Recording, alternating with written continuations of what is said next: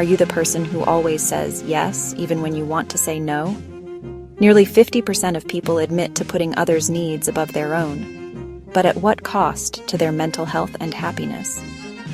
Today, we're discussing a topic that hits home for so many of us: people-pleasing. People-pleasing may seem harmless.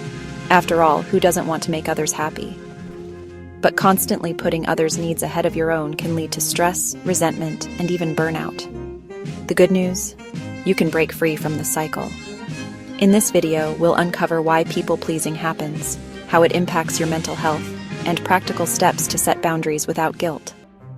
First, let's talk about what people-pleasing looks like. Saying yes to things you don't want to do. Avoiding conflict at all costs.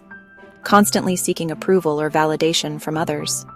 If this sounds familiar, then know that you're not alone.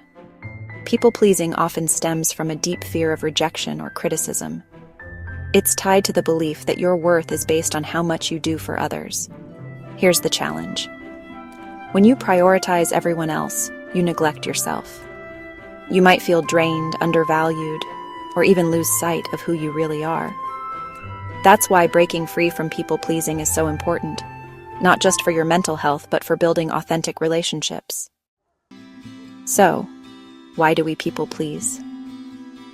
Let's dig into the psychology of people-pleasing. It often starts in childhood.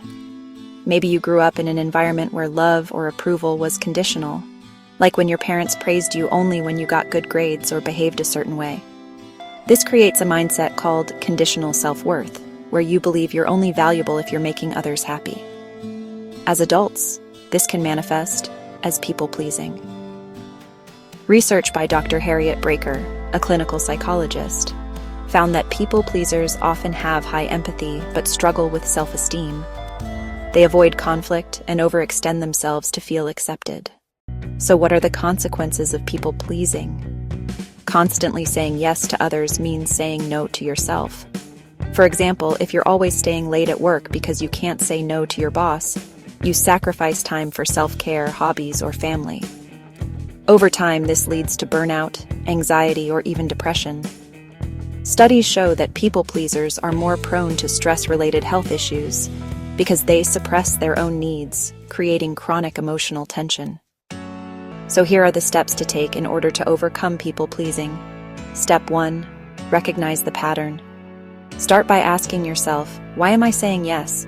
Is it because I truly want to, or because I'm afraid of letting someone down? One helpful tool here is journaling. Each time you say yes to something you don't want to do, write it down. Ask yourself, how did I feel when I said yes? What was I afraid would happen if I said no? Did I resent the decision later? For example, imagine your coworker asks you to cover their shift. You're exhausted, but you agree anyway because you feel guilty. Writing this down helps you recognize that guilt, not genuine willingness, drove your decision.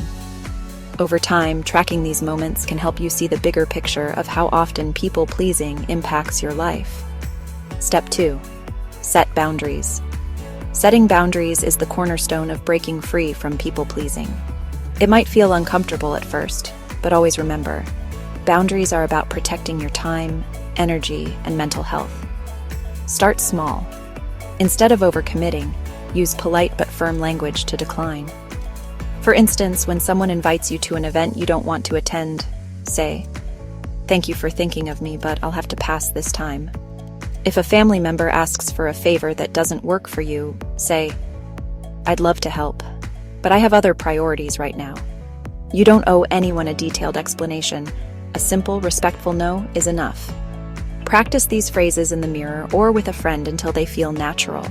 Step 3. Replace guilt with self-compassion. People-pleasers often struggle with guilt when they start prioritizing themselves. You might feel like you're letting others down or being selfish. But here's the truth. Taking care of yourself isn't selfish. It's necessary. Think of it like this. Imagine you're on an airplane and the flight attendant instructs you to put on your oxygen mask before helping others. Why? Because you can't help anyone if you're running on empty. When guilt creeps in, try reframing your thoughts. Instead of thinking, "I'm being selfish," remind yourself, By setting boundaries, I'm protecting my mental health so I can be there for the people who matter most. Saying no doesn't mean I don't care. It means I'm prioritizing what's important. If self-compassion feels challenging, practice small acts of kindness toward yourself.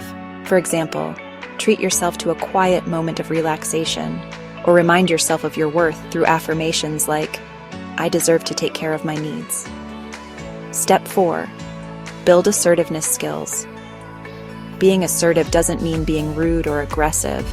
It's about communicating your needs clearly and respectfully. Assertiveness is a skill, and like any skill, it gets easier with practice. Here's a simple framework for assertive communication. Acknowledge the request. I understand you need help with this project. Express your position. But I already have a full workload today and won't be able to assist. Offer an alternative if possible. Maybe we can schedule a time next week to tackle this together. For example, if your boss asks you to take on an extra task when your plate is already full, you might say, I'd love to help, but I'm currently at capacity with my current responsibilities. If it's urgent, perhaps we can discuss reprioritizing my tasks. Assertiveness is empowering because it shows you value both yourself and the other person. Step 5. Reframe rejection. One of the biggest fears for people pleasers is rejection. We worry that saying no will make others dislike us. But here's the thing, rejection isn't about you. It's often about the other person's needs or expectations. Instead of viewing no as a negative, see it as an act of honesty and respect. Saying no allows you to focus on what truly matters to you and helps you show up authentically in your relationships. Here's an inspiring example. Oprah Winfrey admitted that early in her career, she said yes to everything because she didn't want to disappoint anyone. But she quickly realized this led to exhaustion and a lack of focus. Once she started saying no to things that didn't align with her goals, her career flourished. Rejection can actually strengthen relationships. People who care about you will respect your honesty, and those who don't, well, maybe they don't deserve your time and energy. Bonus tip: seek support. Breaking the cycle of people-pleasing is a journey, not a one-time decision. Surround yourself with people who encourage and support your growth. This could be a trusted friend, a therapist, or even an online community. Having someone to cheer you on makes the process easier and more rewarding. The biggest breakthrough is, people-pleasing isn't about being kind, it's about fear. When you let go of the fear of rejection, you reclaim your power. Here's an inspiring example. Brené Brown, a researcher on vulnerability, talks about how she struggled with people-pleasing until she realized it was holding her back. By setting boundaries and being authentic, she not only improved her mental health, but also deepened her relationships. The key is this: you don't have to please everyone to be loved or valued. True connection comes from being yourself. So what have we discussed today? People's pleasing often stems from a fear of rejection or a need for validation. It can lead to stress, burnout, and strained relationships. Breaking the cycle starts with recognizing the pattern, setting boundaries, and practicing self-compassion. Always remember, saying no to others is saying yes to yourself. And when you take care of yourself, you show up as your best self for the people who matter most. Now it's your turn. What's one small step you'll take today to stop people-pleasing? Share it in the comments. I'd love to cheer you on. And if this video resonated with you, don't forget to like, subscribe, and check out my video on setting healthy boundaries for more tips on creating a balanced life. Thanks for watching, and I'll see you next time.